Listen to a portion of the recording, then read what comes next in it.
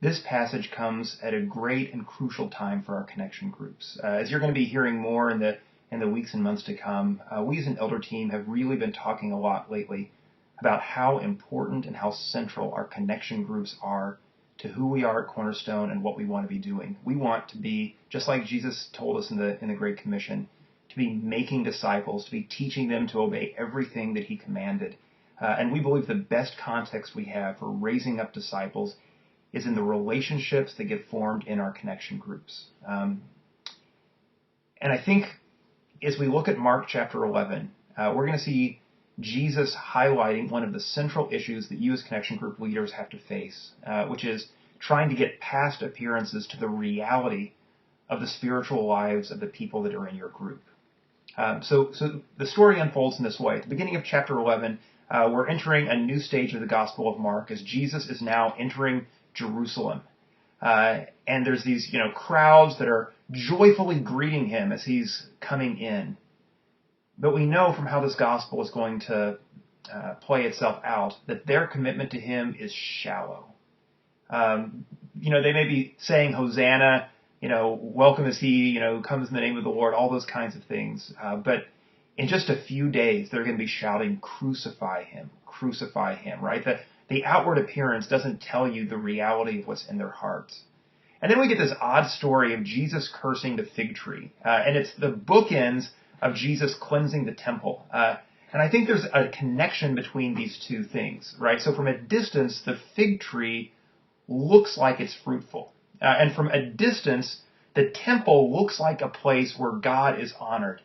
But when Jesus goes up and inspects the fig tree closely, he sees nothing but leaves, no fruit at all. Now, it's not the season for figs, which means the figs wouldn't have been ripe, but there should have at least been unripe figs at that point. But there's not even that, not even immature fruit. There's just nothing, no fruit at all, right? And similarly, when Jesus goes into the temple, what he finds is not people making it a house of prayer for all nations, which is what it was supposed to be, but instead buying and selling, and really religion that's become all about us. And Jesus' reaction in each of the cases is strong, right? Enacting a parable is one way of kind of describing what he does. He curses the fig tree, symbolically, I think, saying this is what's going to happen ultimately where there is no fruit, right? And turning over the money changers' tables and driving the animals and all that out of the temple was again saying the holiness of God is not going to allow you to make a mockery of this and claim to have a relationship when there is no evidence of that relationship there. Now,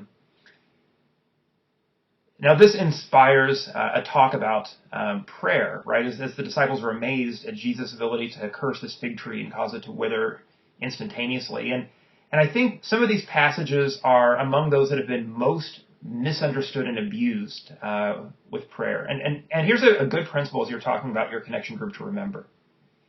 Jesus always intends for what he says to be taken in context. And that doesn't just mean context of this particular paragraph.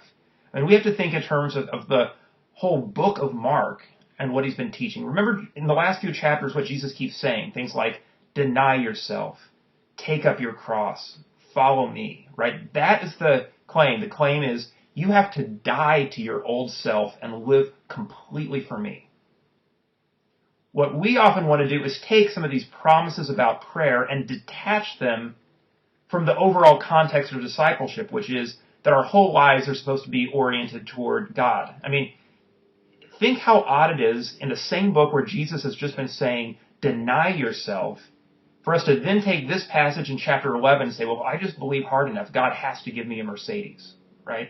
It's to completely misunderstand the main point of what Jesus has been teaching throughout this text. But there's an encouragement here as well, which is, I think when our prayers really are kingdom-centered, we should have a high view of what God is able to do when we really pray in confidence and in faith to him. So here's some specific applications for your connection group.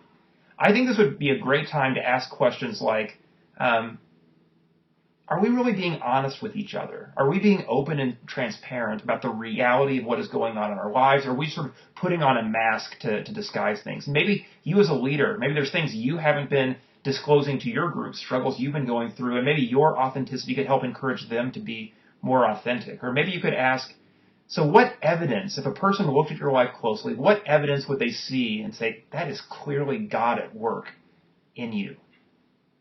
What is it, right? And get people to talk about those things. I think this is also a great week to talk about how you pray as a connection group. Are your prayers primarily centered on your own comfort or the kind of comfort of other people? Or are you really praying for each other that they would overcome the struggles of sin that are entangling them, praying that the gospel would be unleashed to the nations? I mean, we want our connection groups to be a house of prayer for the nations in the same way that the temple was supposed to be a house of prayer for the nations. I am looking forward to see how God is going to use this text to really challenge us in our connection groups to be authentic Christ followers who are displaying real fruit and who are praying fervently for the kingdom of God.